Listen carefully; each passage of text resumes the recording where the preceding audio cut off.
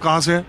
मैं तिमारपुर से हूँ साहब। मैं यवतमाल डिस्ट्रिक्ट महाराष्ट्र से हूँ। मेरी पैदाइश वहाँ की। आप मेरे यहाँ आए थे? मैं यवतमाल गया। हाँ, वो हमारे यहाँ कपास का और सोयाबीन का भाव नहीं मिल रहा है, इसके लिए हम बड़े परेशान हैं। मैंने दिखाया भी था। हाँ, आपने दिखाया था कि, और वो कपास की पूरी फैक्ट्री जो दिखाई थी ना आपने, वो मैं वहाँ पे खुद गया हूँ।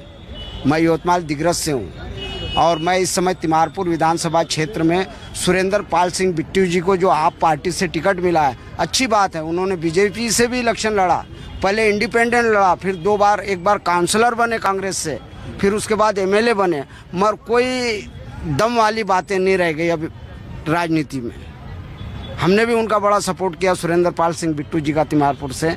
यानी मैं कोई राजनीतिक या कोई, मैं आम आदमी, मैं IFL हाउसिंग फाइनेंस कंपनी में सर्विस करता हूँ, मगर कोई दम नहीं रह गया किसी भी पार्टी में। आप यवतमाल के रहने वाले हैं? हाँ, महाराष्ट्र के। आप बताइए कि महाराष्ट्र के बिल्कुल आम लोगों के ये जो रिजल्ट आया महाराष्ट्र का, वैसी अपेक्षा किया था?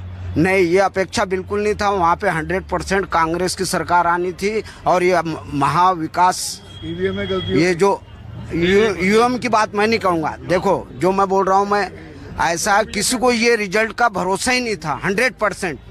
मेरे यहाँ से तो संजय राठौड़ जीते हैं और हमारे सांसद संजय भाव देशमुख हैं, यहाँ पे अभी हैं दिल्ली के अंदर। मगर वो संजय भाव देशमुख बहुत अच्छे थे और बहुत अच्छे आदमी हैं, मगर जो अभी वहाँ का माहौल है हमारे गांव का या यवतमाल का, गुंडागर्दी से भरा हुआ है। और जो वहाँ पे अभी इलेक्शन जो अभी हुए, समझ लो गुंडागर्दी के इसमें हुए हैं। लेकिन एक बात बताओ, लोग ये कह रहे हैं कि लाड़की बहना योजना ने बहुत काम किया, बात आप मानते हैं? सही है, ये मानते हैं। एक्चुअली क्या है, वहाँ पे खाना बदोश टाइप के लोग हैं। 5-5, 10-10, 15-15, 20-20 रुपए रोज पे खेत में वो घास खोदने के लिए जाते हैं। हमारे यहाँ पे उसको बोलते हैं कि रोज मजदूरी वाले आदमी। उनको अगर 100-200 रुपए कोई चाय भी पिलाओ दो ना, आप जाओ महाराष्ट्र में, हमारे इलाके में, अगर आप वो मुंह से बोलेंगे बाबूजी हमको एक चाय पिला दो, इस टाइप की कंडीशन है वहाँ पे। अरे महाराष्ट्र के किसान तो बहुत संपन्न भी है। संपन्न है, मगर मेरे इलाके की बात करूंगा ना पूरा। आप तो अहमदनगर भी गए, वहाँ भी गए, वहाँ भी। मैं तो आपका डेली देखता हूँ ना। बहुत। अभी मैं मेरे बेटे को फोन कर रहा था कि मैं उनके साथ, अंकल के साथ बैठा हूँ। धन्यवाद। हाँ, तो आपको दिल्ली में रहते हुए क्या लग रहा है, चुनाव का कुछ माहौल बना? अभी माहौल तो सब डामाडोल है।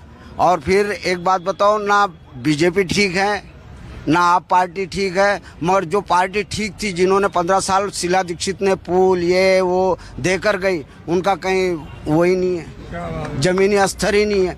जो काम शीला दीक्षित के जमाने में हुआ है वो और किसी पार्टी भी, और अगर बीजेपी भी आ जाएंगी तो मैं 100% लिख के देता हूँ, स्टैम्प पेपर पे लिख के देता हूँ। अब तो 100 का स्टैम्प पेपर ही खत्म हो गया 500 वाला आ गया, उस पे लिख के देता हूँ। बीजेपी भी आई तो ये गंदगी, ये साफ सफाई, ये कुछ नहीं होना है। बस ये उसकी टांग खींचेंगे, वो उसकी। अब केजरीवाल का भी क्या है, वो सेंट्रल गवर्नमेंट पे दोष देते हैं कि वो ये नहीं कर रहा, और सेंट्रल गवर्नमेंट कहती है केजरीवाल के अंडर है। कुछ नहीं होना है जब तक एक सरकार सेंटर में और यहाँ पे भी नहीं आएंगी। मैं बीजेपी की बात नहीं कर रहा हूँ या कांग्रेस की बात नहीं कर रहा हूँ। यानी सहनशील और कर्मठ नेता जब तक दिल्ली के अंदर नहीं आएंगे, दिल्ली की कंडीशन सुधर ही नहीं सकती। हाँ जी, आप कहाँ से हैं? मैं पूर्वी दिल्ली से हूँ। हाँ ठीक है, धन्यवाद। आप रहने वाले कहाँ के? मैं रहने वाला बिहार का हूँ जी। मेरा बिहारी तो क्या, बिहार के लोग दिल्ली में तो अच्छी खासी संख्या में है। आप भी हैं? वो है, हम नहीं हैं यहाँ। हम तो यहाँ आए हैं ऐसे अपने कामों से। कहाँ के हैं? हम लोग बिहार पटना के हैं, भोजपुर के हैं। तो किसी पार्टी के नेता भी हैं क्या? नहीं, मैं किसी पार्टी का नेता नहीं हूँ। मैं एक आम नागरिक हूँ। अच्छा जी सर। जी धन्यवाद। विधानसभा क्षेत्र आपका कौन सा है? लक्ष्मी नगर विधानसभा क्षेत्र है, वहाँ से बीजेपी के अभय वर्मा जी हैं। इस बार कैसा रहेगा? इस बार बीजेपी का ही रहेगा। अभय वर्मा का मामला ठीक है? हाँ ठीक है, सारे लोग सुखी हैं। और बाकी आपको दिल्ली में देखने में क्या लग रहा है? दिल्ली में बीजेपी आएगी जी। अरविंद केजरीवाल से दिल्ली की जनता त्रस्त है।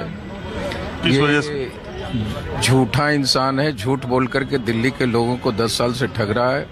तो झूठ बोलने वाले नेता तो देश में बहुत है, नहीं है? है, उसमें ये भी है, ये महान झूठा है। बहुत बड़ा झूठा है। नेता तो झूठा थे ही, ये बहुत बड़ा झूठ। छोटा पड़ जाता है, ये महा फ्रॉड इंसान है। जब ये अन्ना हजारे अपने गुरु का नहीं हुआ तो ये दिल्ली के जनता का होगा। एक मिनट, अन्ना हजारे के बाद 2013 में दिल्ली ने चुना, 15 में दिल्ली ने चुना, 20 में दिल्ली ने चुना, अभी एमसीडी का चुनाव हुआ उसमें दिल्ली ने चुना। लोकतंत्र में जो चुनाव जीतता है उसको ही तो आप सफल नेता मानेंगे। लोकतंत्र में चुनाव जीतने से ही सफल नेता नहीं माना जाता है। ये इसका मेन जो फंडा है, झूठ बोलो राज करो। तो ये एक मिनट, केंद्र की सरकार जो बनी है और लगातार 3 बार चुनाव जीती है, तो उसमें क्या चुनाव जीतना ही है ना? चुनाव जीतना है, लेकिन क्या बीजेपी के नेताओं का झूठ आपको दिखाई नहीं देता? के यशस्वी प्रधानमंत्री नरेंद्र मोदी जी ने काम करके दिया, वो काम आज गांव गली मोहल्ला गरीब के मुंह पर बोलता दिखता है, जवान पर बोलता दिखता है। भारत का डंका आज पूरे विश्व में बज रहा है। कहाँ? पूरे विश्व में बज रहा है। भारत आज महाशक्ति के रूप में उभर रहा है। आज भारत के लोग विकसित भारत की बात कर रहे हैं, जहां हम लोगों को पहले पढ़ाया जाता था कि भारत एक गरीब देश है, तो आज उससे हम उभरे हैं। अब दिल्ली बहुत ही अब ऊब चुकी है। इस बार प्रधानमंत्री नरेंद्र मोदी का 3 काम बताइए आप। प्रधानमंत्री बहुत दिन हो गया ये सवाल पूछे किसी से। पहला तो उनका है आरोग्य कार्ड, गरीबों को ये 80 करोड़ गरीबों को राशन मिल रहा है। विकसित भारत की हम बात कर रहे हैं। और सबसे बड़ा काम है कि हमें राम मंदिर का निर्माण देखने को मिला, जो 500 बरस से हम लोगों का सपना था। पता नहीं, तो सुप्रीम कोर्ट का फैसला है। हाँ, सुप्रीम कोर्ट का फैसला है, लेकिन मोदी जी का भी उसमें बहुत बड़ा हाथ है। हम न्यायपालिका में नहीं, न्यायपालिका की मैं बात ही नहीं कर रहा हूँ, मैं तो नरेंद्र मोदी जी की बात कर रहा हूँ। आप भाजपा में कब रहे हैं? हम भाजपा में नहीं रहे, हम एक आम नागरिक है, मैंने पहले ही आपको बताया। लेकिन नरेंद्र मोदी जी के काम से देश का भला हो रहा है। और ये धन्यवाद नहीं दिया जिसने मस्जिद तोड़वा दी थी।